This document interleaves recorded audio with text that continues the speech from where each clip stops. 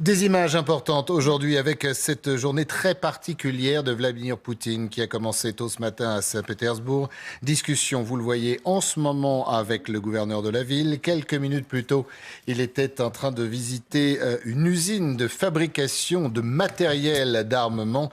Et peu avant, il s'adressait aux habitants de Saint-Pétersbourg et il se dit qu'il pourrait prendre la parole en tout début d'après-midi dans les minutes qui suivent pour s'adresser à la nation. Discours guerrier de Poutine ces derniers jours, encore ce matin puisque le président russe dit que de toute façon, ils vont gagner. Et puis, surprise, Sergueï Lavrov, son ministre des Affaires étrangères qui présentait ses vœux, drôles de vœux, solution finale. Les mots sont lâchés et il dit que les Américains, ils sont pour quelque chose. Écoutez. Maintenant, les États-Unis ont formé une coalition avec presque tous les Européens qui font partie de l'OTAN, et pas seulement, mais également avec les membres de l'Union européenne. Et par le biais de l'Ukraine, les États-Unis veulent mener une guerre contre notre pays, avec exactement le même objectif, celui de la solution finale à la question russe. Tout comme Hitler voulait une solution finale à la question juive.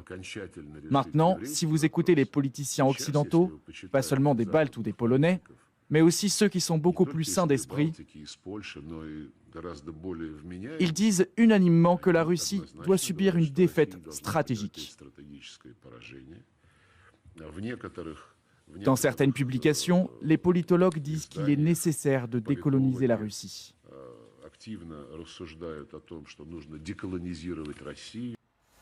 Conférence de presse de début d'année de Sergueï Lavrov et les mots sont forts, Magali. La solution finale et il met en cause les Américains. Les mots sont en effet extrêmement forts.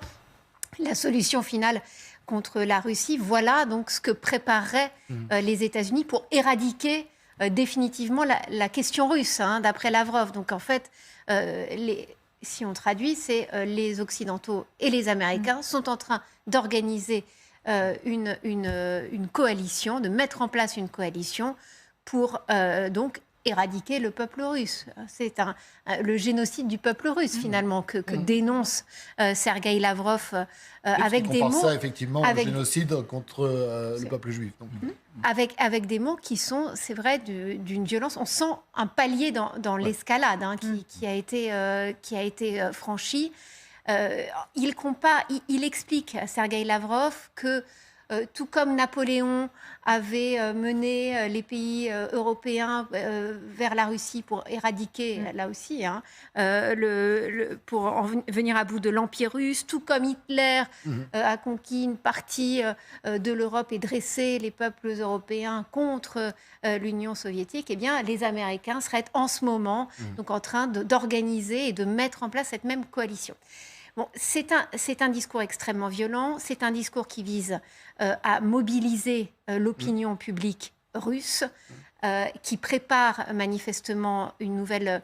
ça prépare quelque chose. Un affrontement entre la Russie et l'OTAN, parce qu'en fait, c'est ça qu'on entend d'ailleurs à longueur de temps sur la télévision russe, c'est-à-dire que finalement, derrière l'Ukraine, c'est l'OTAN, donc la Russie est en train d'affronter l'Alliance Atlantique. Et derrière l'Alliance Atlantique, il y a d'abord et avant tout les États-Unis qui restent évidemment l'ennemi numéro un des Russes. Et puis, ça montre quand même une certaine, moi je trouve, fébrilité du régime, parce que quand on en vient à utiliser ce genre de discours, ça montre que quand même, on s'inquiète de ce qui va aussi se passer, que manifestement ces nouvelles livraisons d'armes qui se mettent en place côté occidental pour aider les Ukrainiens à faire la différence sur le terrain. Je pense aux chars lourds, évidemment, et à la réunion de la fin de semaine sur la base américaine allemande de Ramstein. Bon, tout ça est en train manifestement quand même d'inquiéter le régime russe, qui, encore une fois, a un discours de plus en plus guerrier et qui est en train de mobiliser son opinion publique. manifestement, on n'est plus en opération spéciale. Quand on entend ces mots, on rentre dans un autre stade et dans une. C'est ce qui est à craindre dans peut-être, je ne sais pas, cette allocution, ce discours dont on nous a parlé, dont on vous parle d'ailleurs de Poutine devant les Russes. C'est peut-être qu'on change tout simplement d'opération spéciale, on passe à guerre. Oui, Guillaume Lagarde, il pourrait prononcer ce mot guerre. En tout cas, il se passe des choses. Est-ce qu'il faut justement s'en méfier? Escalade verbale, fébrilité, ou alors est-ce qu'il faut s'inquiéter? Bon, il se passe toujours des choses. Chaque semaine, on a des annonces de plus en plus radicales. Non, mais je veux dire, la semaine dernière, vous aviez des Russes qui devisaient à la télévision sur la nécessité d'atomiser la France ou l'Angleterre, ou les deux, ou l'un. Ce qui est gênant, c'est qu'on a Poutine ce matin, Lavrov. Voilà. On est plus sur les incontestablement. Non, mais là où je vous rejoins, c'est que incontestablement, on a quand même une espèce de montée en puissance du discours. Et comme parallèlement, les signaux faibles s'accumulent sur une possible mobilisation, une possible offensive, on sent quand même que le pouvoir russe est tenté par la fuite en avant. Et comme l'a dit Magali, je pense qu'il voit aussi la réalité. C'est-à-dire que même si les chars ne sont pas encore là, on a quand même franchi un pas. Avec des chars lourds, alors combien 15, 20, 100, 200, 300, il va y avoir une différence qui sera faite sur le terrain. Donc s'ils sont vraiment dans la logique de gagner, et je crois que ça reste quand même leur objectif, il faut faire quelque chose. Quoi ? Peut-être lever de nouvelles masses de soldats, d'effectifs. Donc on a parlé des 300 000 qui vont rentrer vraiment sur le terrain, des 500 000 qui viendront peut-être demain. Je rappelle quand même que la Russie elle a une capacité de mobilisation encore supérieure. Elle peut monter jusqu'à 1,5 million de soldats. Donc elle a des capacités pour agir. Et puis il y a la possible entrée en guerre de la Biélorussie. Dans ce contexte de livraison, ça aurait un vrai sens aussi, puisqu'on sait que c'est là c'est par le nord-ouest de l'Ukraine que passent les livraisons, donc ça aurait effectivement il y aurait une logique.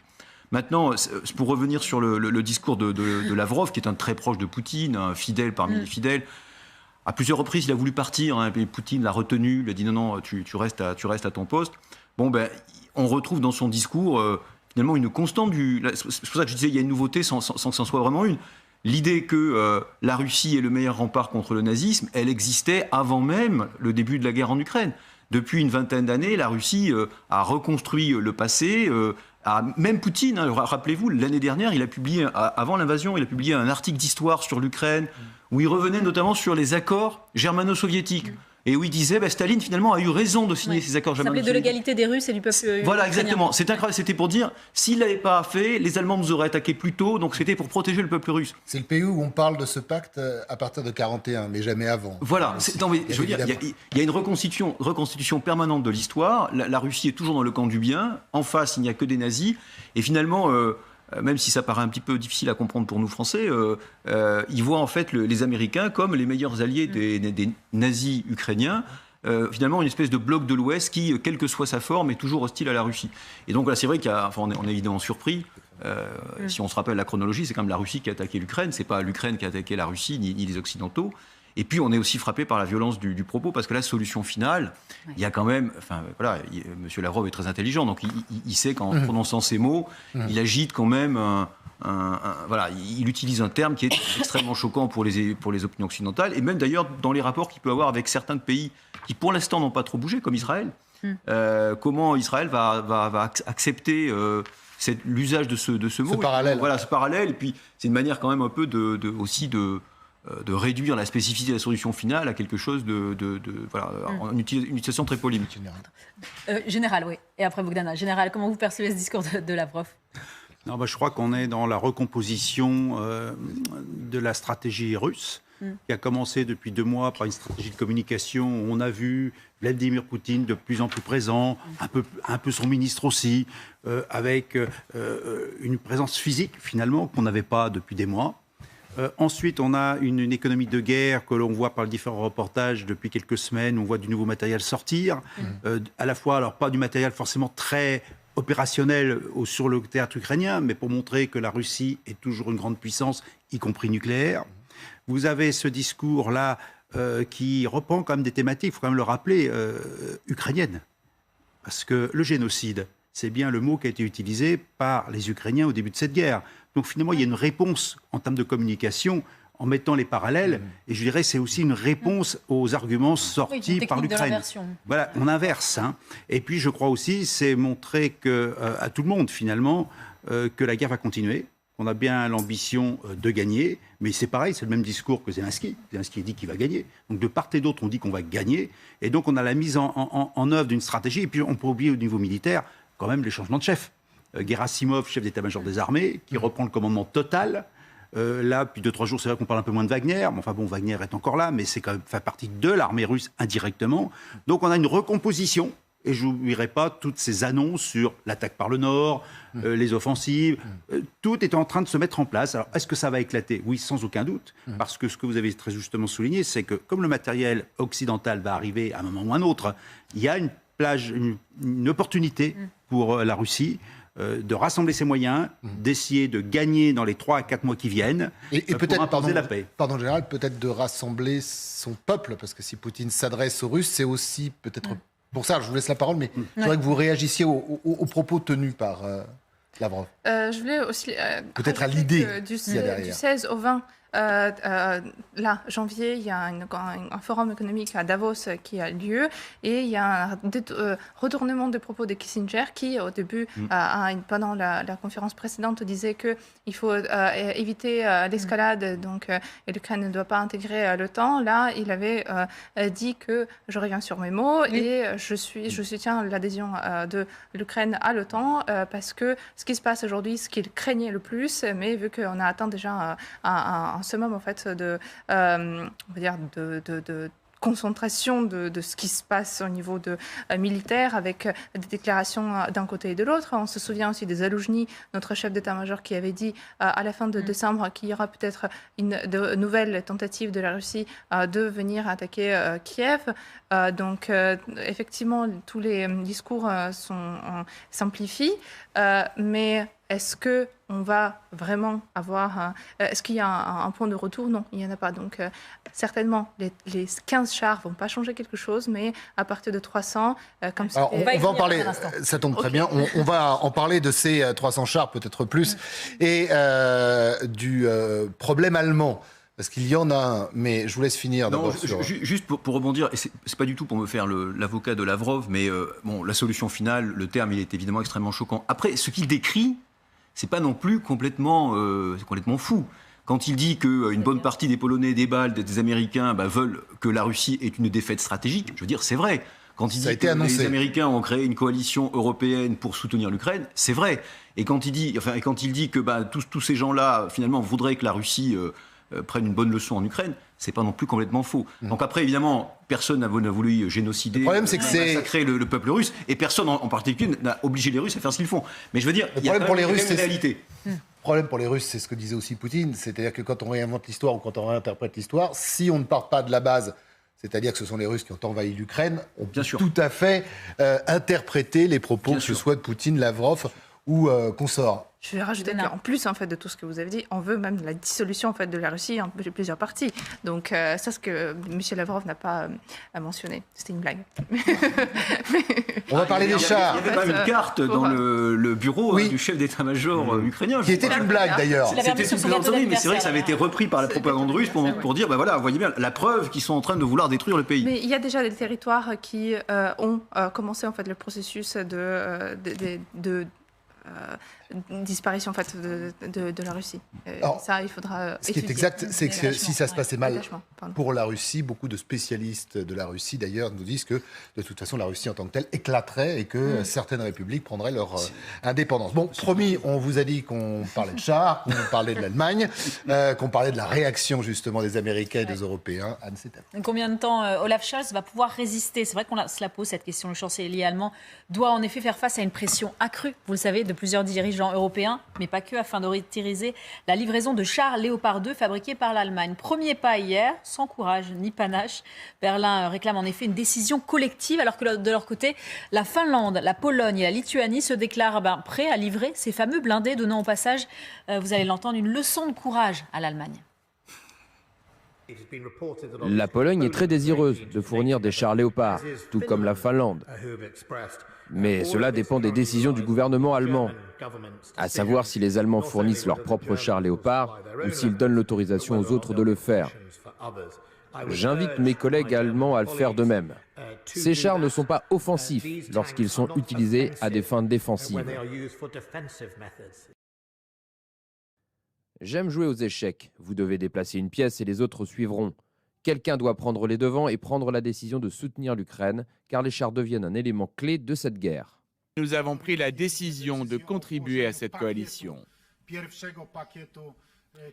La première livraison de chars, une compagnie de chars Léopard, qui, je l'espère, avec d'autres Léopards et d'autres compagnies de chars qui seront envoyées par d'autres pays, voyagera par différentes routes vers l'Ukraine. Voilà la réaction. Elles n'ont pas tardé quand même. Et, qu'on le veuille ou non, il y a quand même un problème allemand. On attend d'ailleurs une déclaration d'Olaf Scholz. On attend une déclaration d'Olaf Scholz cet après-midi parce qu'il est à Davos. Avant donc cette réunion vendredi sur la base américaine qui se trouve en Allemagne à Ramstein, où justement tous les états-majors des pays qui soutiennent militairement l'Ukraine vont se réunir pour essayer de voir ce qu'on peut faire de plus pour aider l'Ukraine, avec évidemment en haut de l'agenda cette question des livraisons de chars lourds. Et si Scholz, le chancelier allemand, est vraiment au centre de toutes les préoccupations des Européens, c'est qu'il faut, pour pouvoir livrer les chars Léopard 2 qui sont de fabrication allemande, il faut que l'Allemagne donne à la Pologne, à la Finlande, à tous ces États qui voudraient les livrer, il faut l'accord pour pouvoir exporter et pour que ces pays-là puissent donner ces chars à l'Ukraine. Et on voit à quel point il y a une pression en effet maximale qui est mise sur Scholz, notamment de la part des Britanniques, pour essayer de mettre un peu plus la pression. Ils ont annoncé la livraison de quelques les chars Américains aussi s'y sont mis. Les Américains, eux, ils ont des Abrams, mais pour le moment, il n'est pas question d'en livrer. Mais les Ukrainiens, eux, réclament à corps et à cri ces chars, justement, pour essayer de faire la différence sur le terrain. Zaloujny dit il me faut au moins 300 chars. Et c'est vrai que l'avantage des chars allemands, c'est qu'il y en a beaucoup sur le territoire européen. Il y en a 2000 qui ont été vendus, exportés, et que ça permettrait aux pays qui veulent en fournir à l'Ukraine de fournir un certain nombre de chars qui seraient du même modèle. Donc tout ça permettrait d'avoir une homogénéité quand même sur le champ de bataille. Ce serait plus facile pour la maintenance, pour la formation des équipes, pour les utiliser, pour essayer de réussir une percée. On continue de parler bien sûr de ces chars. Vous disiez que les Ukrainiens réclament à corps et à cri 300 blindés pour pouvoir faire face aux Russes et notamment à une éventuelle offensive.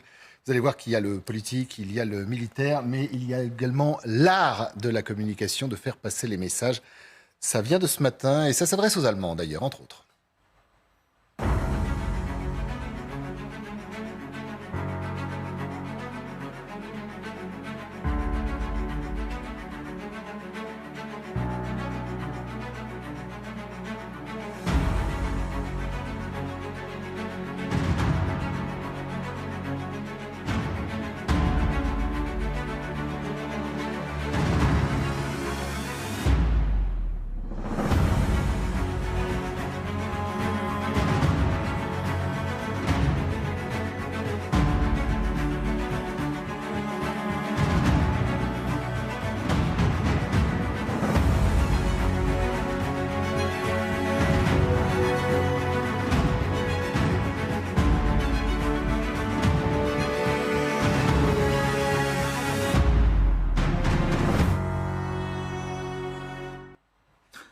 Général, on va s'adresser à l'ancien tankiste.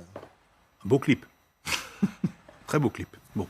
Maintenant, c'est vrai que je comprends les Ukrainiens, et puis je vais peut-être rappeler que l'Allemagne, 4e exportateur mondial d'armement, pays très pacifiste, mais qui vend des armes pour tuer, et qui a un état d'âme aujourd'hui pour permettre à ces chars d'être livrés finalement aux Ukrainiens. C'est un peu le paradoxe allemand. Et Olaf Scholz, hier, a dit soit on y va, mais on y va ensemble, en fait. C'était ça le sens de son message. J'ai bien senti tout à l'heure, d'après ce qui a été dit, qu'il y avait un parapluie qui se mettait du côté allemand pour surtout pas qu'on l'accuse d'être belliciste, finalement. C'est très allemand. Voilà, je rappelle quand même qu'il y a 900 soldats allemands qui ont refusé de servir la semaine dernière dans le cadre de la force de réaction rapide, si je ne me trompe pas, de l'OTAN, parce qu'ils ont le droit de le faire. Voilà, donc il y a quand même un grave problème au niveau de l'Allemagne.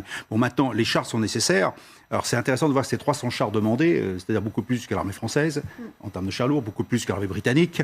Voilà. Donc maintenant, ces chars, ils sont disponibles, il suffit de les transférer, et puis après, il va bien falloir les intégrer. Mais on est toujours dans cette notion de vulnérabilité temporaire de l'Ukraine, que je vous ai évoquée tout à l'heure, qui favoriserait l'attaque russe si elle se montait. Parce qu'il va quand même falloir former ces équipages. Et encore, à la limite, former les équipages, c'est pas... C'est long ou pas? Comment? C'est long ou pas? Et l'avantage d'avoir un seul et unique char, une forme de monotypie, c'est beaucoup plus pratique techniquement sur le terrain. Alors d'abord, pour la formation, oui. Ensuite, pour la logistique, oui.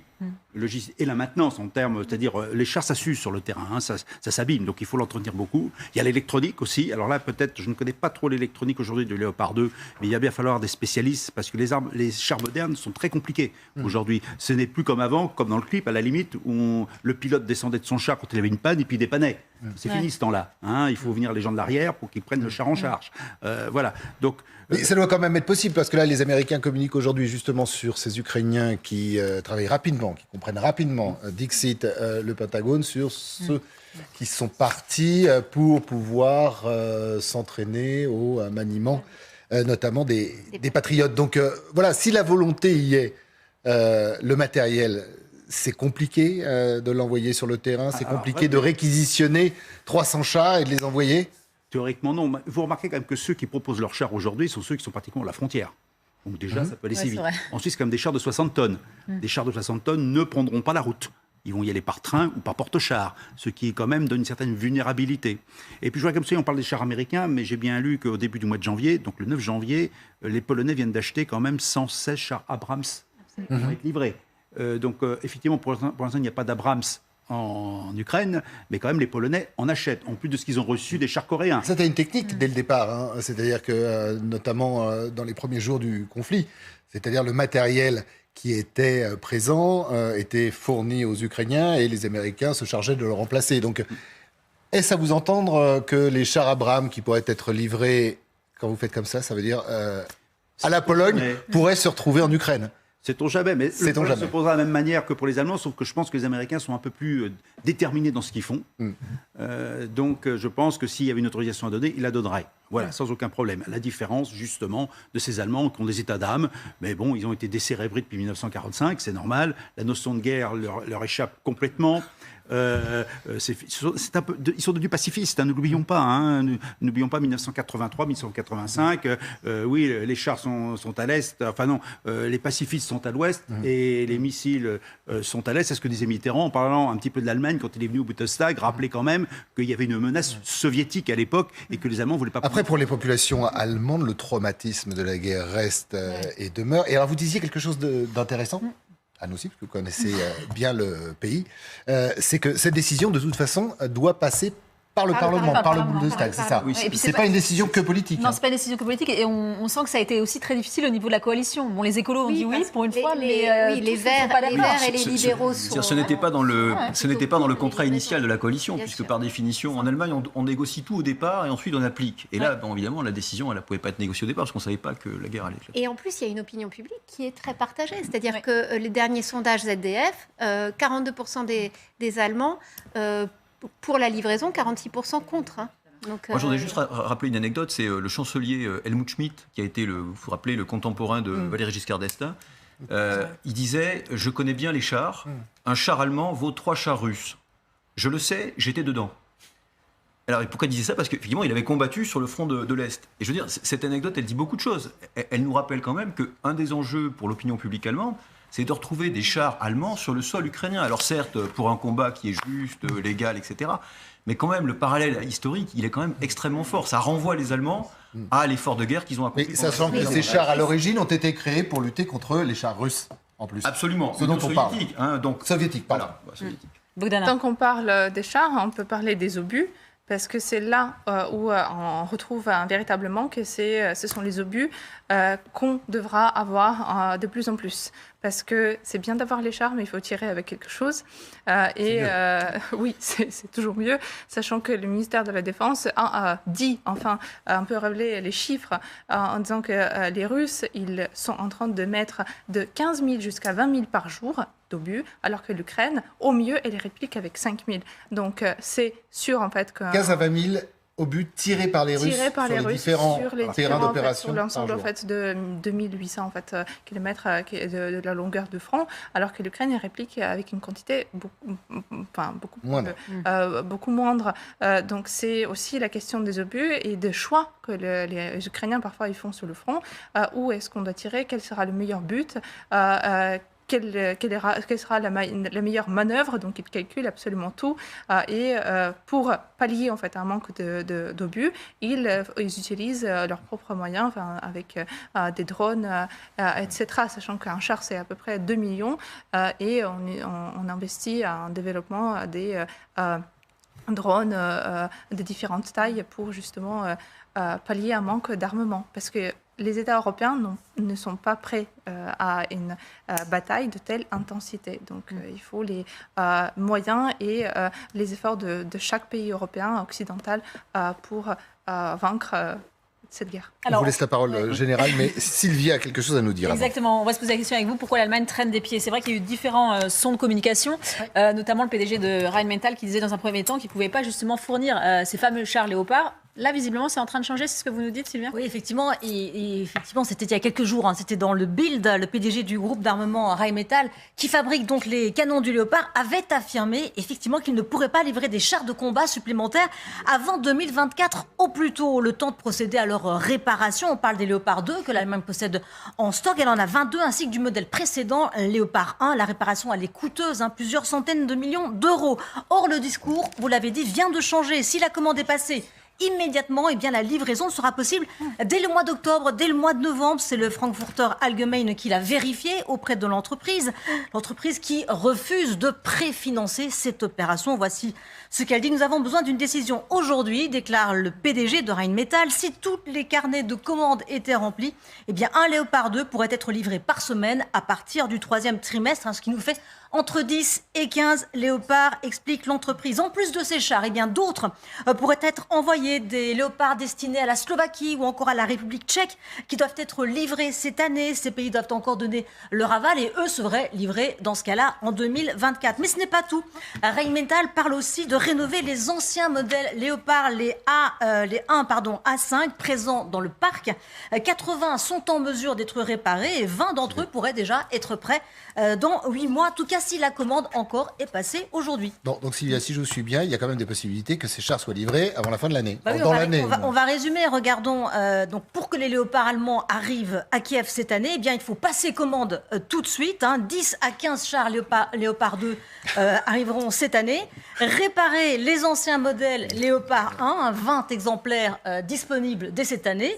Et réaffecter les 29, Slovaquie, République tchèque, prélevés sur les stocks des pays de l'OTAN. Mais là, effectivement, ça bloque au niveau fédéral. Il faut que l'Allemagne, elle accepte tout d'abord de livrer des chars à l'Ukraine. Il faut qu'elle accepte aussi que les pays de l'OTAN qui en disposent les livrent à Kiev. Et c'est possible uniquement si le fabricant dit oui, c'est-à-dire l'Allemagne. On sait que certains pays, la Pologne, l'Estonie, etc., ont déjà fait part de leur volonté de le faire, tout en sachant qu'il y a 2000 chars Léopard de divers modèles qui sont répartis entre 12 pays de l'OTAN, dont les pays limitrophes de l'Ukraine. Merci beaucoup, voilà, Sylvia. On a la solution. Général, c'est pas déjà trop tard quand je vois dès octobre et tout ça. Je me dis s'il y a une grosse offensive russe. Bon, les Allemands ont parfaitement compris qu'il y avait du business, puisque l'industrie d'armement va avoir ça gratuitement. Donc on va relancer les chaînes. Donc elle a effectivement un marché qui s'annonce. Et je reviens à ma remarque sur le 4e exportateur mondial d'armement, qu'est l'Allemagne. On va construire du char. Bien. Maintenant, effectivement, pour octobre, ça fait un peu loin quand même. Ça fait dans, en gros, je vais faire simple, 10 mois. Il va se passer des choses d'ici 10 mois. Donc il va peut-être falloir alimenter un petit accélérer peu la chaîne d'alimentation, enfin la chaîne de production. Et puis quand même, c'est quand même un message très fort. Et je rappellerai peut-être ce qu'a dit le président Macron, même vis-à-vis de nos industriels de l'armement. Il serait peut-être temps de produire plus vite l'armement. Mais d'un autre côté, on en revient à un problème financier qui paye. Donc il faut que les États payent la production d'armement pour livrer en Ukraine. Donc il y a un problème financier, pas seulement industriel. Aujourd'hui, ils sont privés. Ils ne peuvent pas donner de l'armement comme ça. C'est fini ce temps-là, il n'y a plus d'arsenaux. Et c'est pareil aux États-Unis. Voilà, tout à fait. Donc c'est un marché. Merci. On se retrouve tout de suite, Monsieur Alexis.